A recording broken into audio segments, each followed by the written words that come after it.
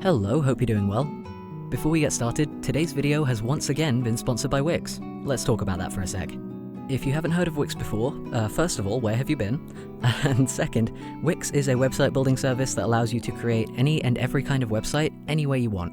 In my case, I used Wix years and years ago to create a portfolio site as part of a university project, and ended up liking the results so much that I still use that same site as my online folio to this day.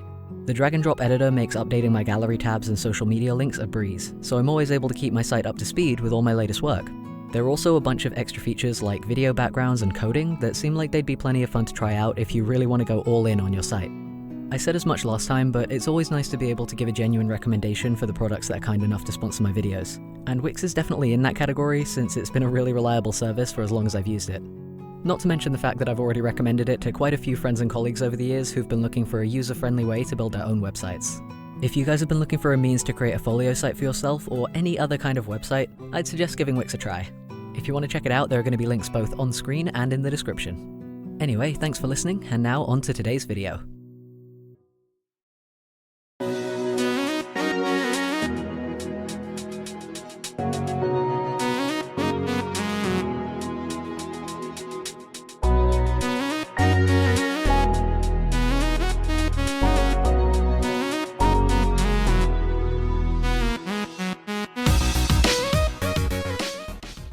Alright, how we doing? So, this is a video I've been wanting to have a go at for a good while now, ever since I saw a video over on Ginger Ninja Oo's channel. I don't know if I've pronounced that right actually, because I've only ever seen her name written down, but basically she uploaded a video a while back where herself and a friend took pages from the Tokyo Mew Mew manga and redrew them. And I thought, hey, that looks like a ton of fun, and I have a bunch of really old manga on my shelf that I'm sure to be at least mildly entertaining to try and revamp, so let's give this a go. Now, as soon as I even started thinking of trying out this whole manga redraw idea, I knew exactly which series I wanted to take a look at.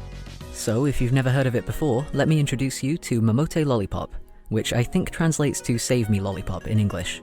But Alex, why was this the first series that came to mind for a redraw video? Well, I'm glad you asked. You see, it would not be an exaggeration to say that Lollipop is a series that kind of changed my life. Which sounds dramatic, but let me explain. You see, when I was a kid, I was absolutely in love with series like Sailor Moon and Digimon and Yu-Gi-Oh! And Cardcaptors and Flint the Time Detective, which was a bit of a weird one, but that's another story. Basically, all of the terrible 4Kids anime dubs that they would show on the children's channels after school, I was just fully enchanted by. I would get my mum to record episodes onto VHS tapes so that I could watch them over and over again. It was a whole thing. But as much as I loved all of those anime series, Lollipop was the first story that introduced me to the much wider world of manga. Before I found the first volume of it tucked away in the corner of a bookstore when I was like 8 years old, I had no idea that the kind of stories I so loved to see on the TV also came in comic book form. And reading this story and falling in love with it, falling in love with the format of it, is what inspired me to try and become a manga artist when I was younger.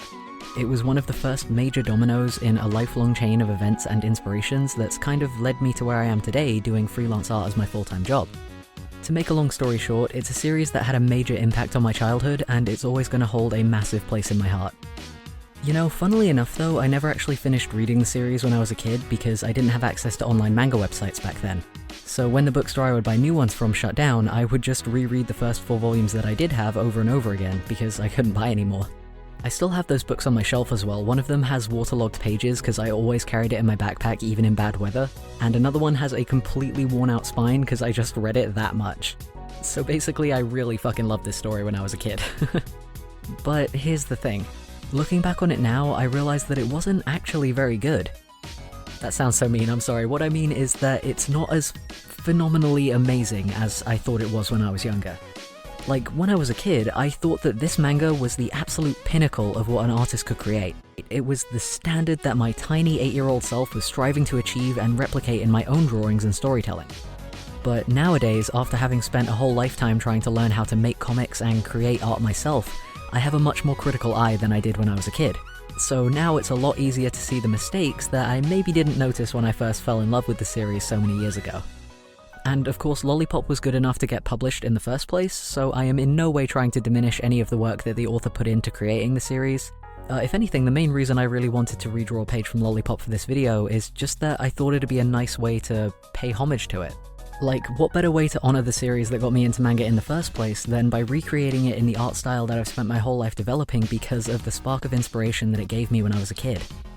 So yeah, however much I may seem to rip into certain aspects of this manga as we go forward in this video, just know that it comes from a place of fondness, and at the end of the day I do still love this story a whole bunch. Anyway, speaking of story, Mamotte Lollipop, if you couldn't tell by looking at it, was a shoujo manga, which basically means that it falls into a similar category to stuff like Sailor Moon and Card Captors, whereby it's mostly aimed at girls and has a pretty heavy focus on romance.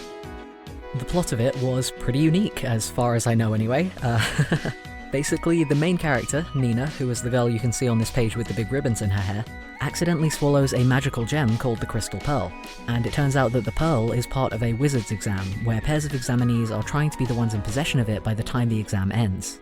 The whole thing of it was that, like, Nina was wishing she could find a guy who would protect her, and then these two cute wizard boys literally fall out of the sky saying that they're gonna do just that. The whole series was a lot of like, will they, won't they, and who's she gonna choose, doki doki kind of situations, but with a lot more magical shenanigans and plot devices thrown in. It was very cute, and very much what you would expect from a shoujo series, basically. But one of the things that I did want to change up about it in my redraw was the fact that in the original manga, all of the male characters looked super similar. As far as I can tell, that was just an art style thing as opposed to a design choice, but to be fair, in the series itself it did kind of work in the story's favour sometimes, because every now and then there would be these moments of like dramatic accidental kisses, but because all of the guys had the same fringe, you would be left in the same place as Nina, thinking, now hold up a minute, who did she actually smooch? Which, you know, is what you want your audience to be thinking in those moments. But on the other hand, in the rest of the scenes, it could also just get really confusing because it was so easy to mistake one character for another when they all had the same haircut. So for the redraw, I wanted to make sure to give everybody a distinct appearance so that you could actually tell them apart. That's part of the reason why I chose this page in particular actually, since it has quite a few characters on it as well as a big splash panel showing off the two main boys.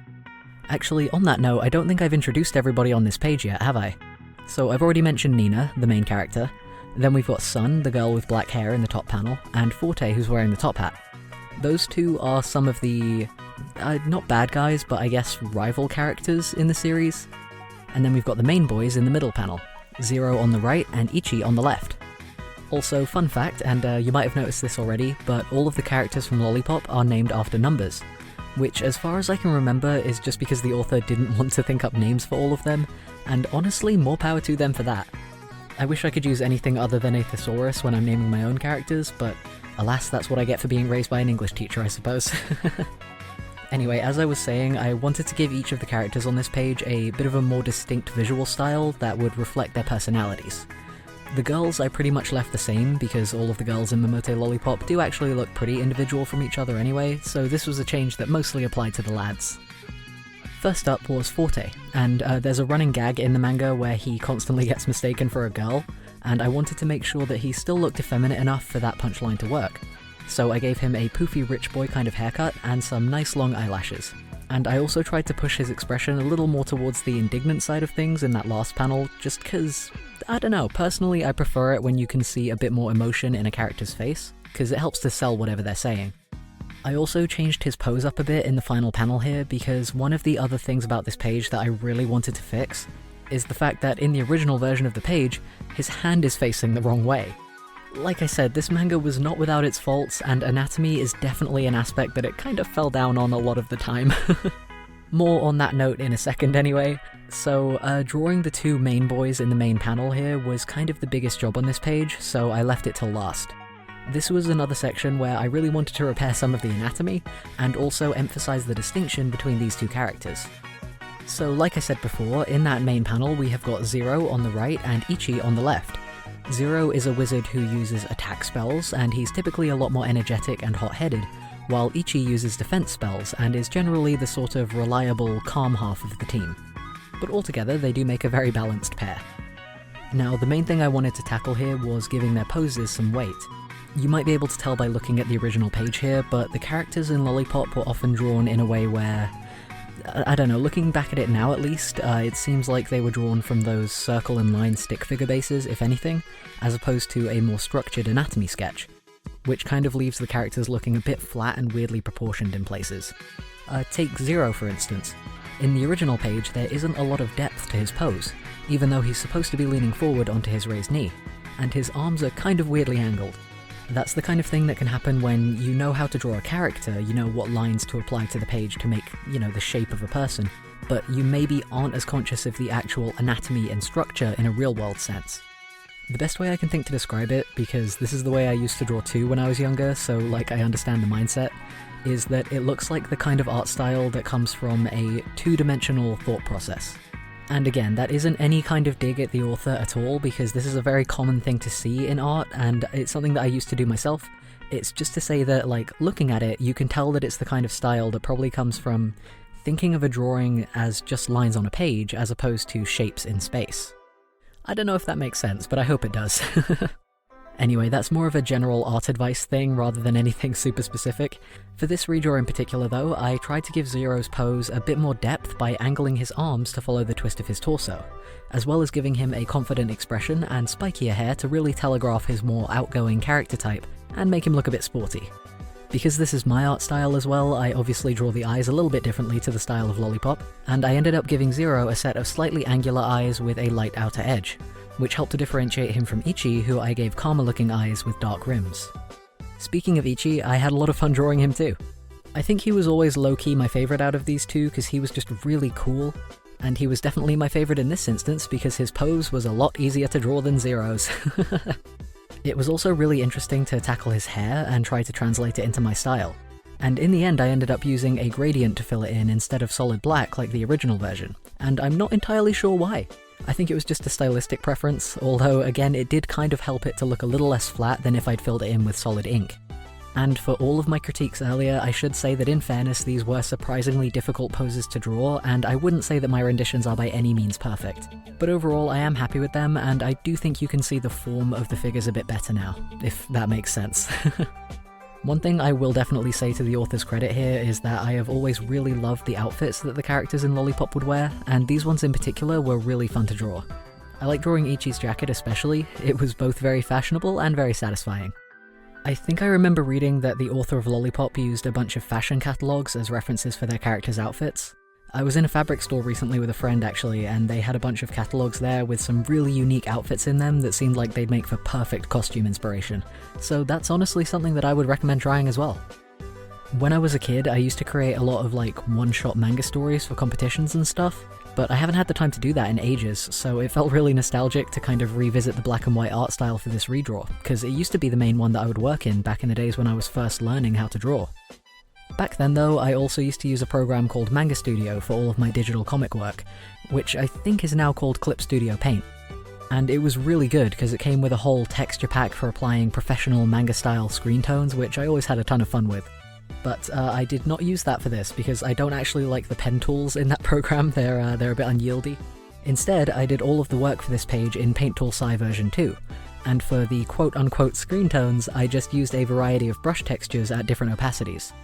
I think out of all of the textures though, I am most happy with the clouds in the background of the main panel because they were surprisingly easy to do. I just used a grainy brush and erased some bits here and there. Definitely going to be using that technique again. Oh, also, I completely forgot to mention at the start, but I did change the layout of this page slightly by extending the size of the panel at the top. When I went into this, I did just intend to do a direct redraw of the art without rearranging the page layout at all, but I just really wasn't feeling that tiny panel squished into a corner, so I just had to extend it. Besides, I already changed Forte's pose in the bottom panel, so what's one more alteration, am I right? Anyway, it looks like that's about it for this page now, so I think it's about time for a little side-by-side. Let's see the before and after.